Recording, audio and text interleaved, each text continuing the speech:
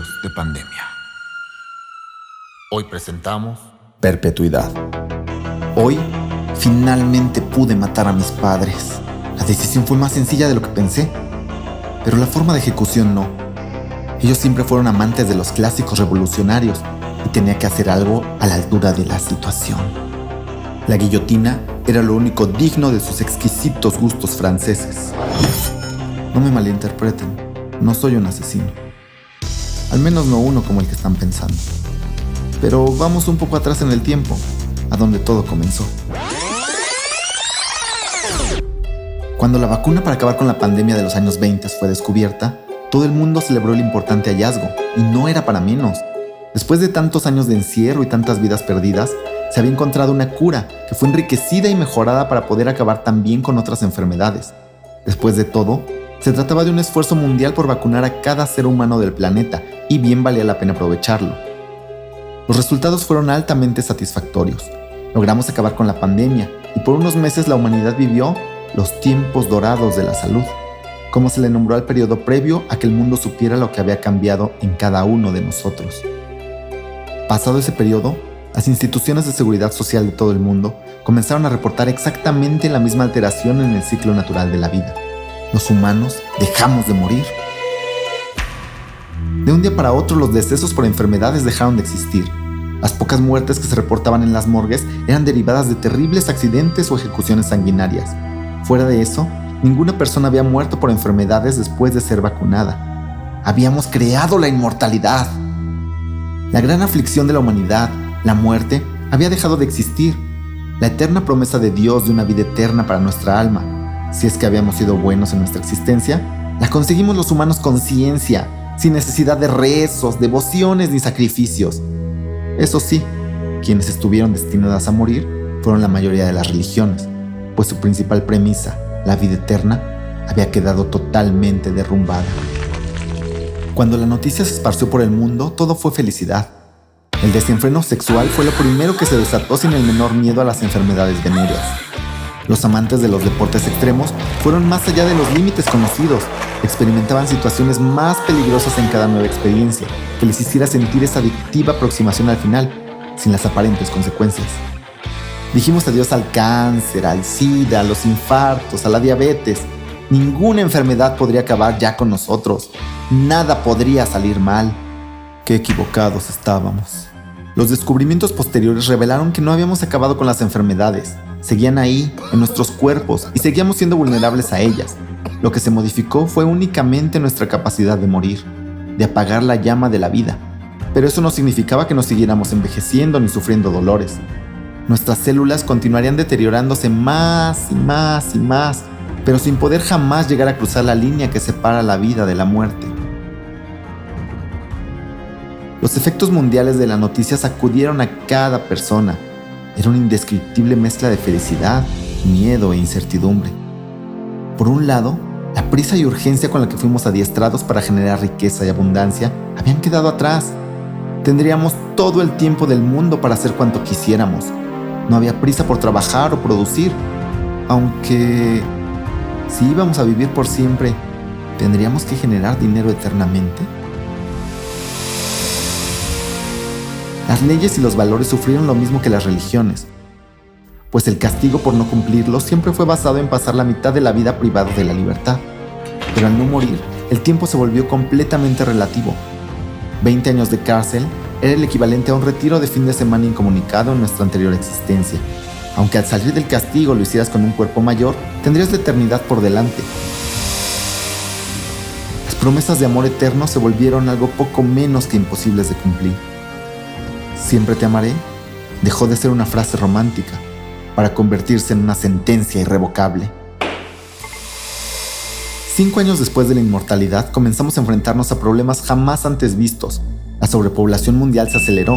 Seguían naciendo cada vez más niños, pero la gente mayor no moría y seguía consumiendo los recursos limitados del planeta. Pronto comenzó la escasez de alimentos, energía, agua y en general de cualquier recurso natural. Potenciamos la extinción de especies y el calentamiento global. Las ciudades crecieron desmedidamente y absorbieron inmensas extensiones naturales. La gente seguía demandando productos y las empresas debían continuar con la explotación del mundo y la producción de bienes. Es cierto que al inicio era increíble tener indefinidamente a nuestro lado a nuestros seres queridos. No más llanto ni tristes separaciones por madres o hijos muertos. No más dolor por el ser amado que moría. Pero para muchas personas el sufrimiento por la muerte se transformaba en una interminable y tremenda agonía que no podía concluir. Los enfermos terminales seguían deteriorándose y eran cada vez más incapaces de valerse por sí mismos, pero el descanso final prometido jamás llegaría. Verlos así era aún más doloroso que verlos partir. La famosa frase, al menos ya está descansando, nunca iba a llegar. Se empezó a practicar clandestinamente la eutanasia con resultados fallidos. Se inyectaban sustancias antes mortales a los pacientes, pero solo empeoraban su estado. Nunca lograban su cometido.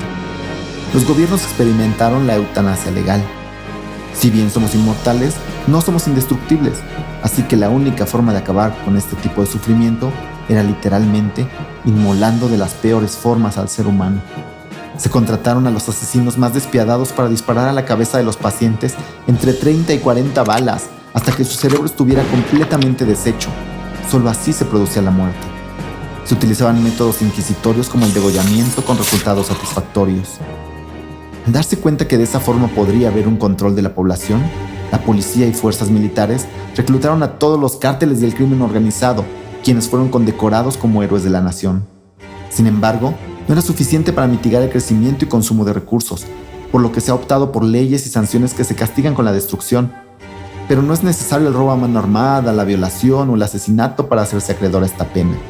Hoy en día, es suficiente con pasarte la luz roja de un semáforo, dejar de pagar tus impuestos o incluso ser acusado por insultar a alguien en la calle para ser castigado con una ráfaga de plomo directo al cerebro.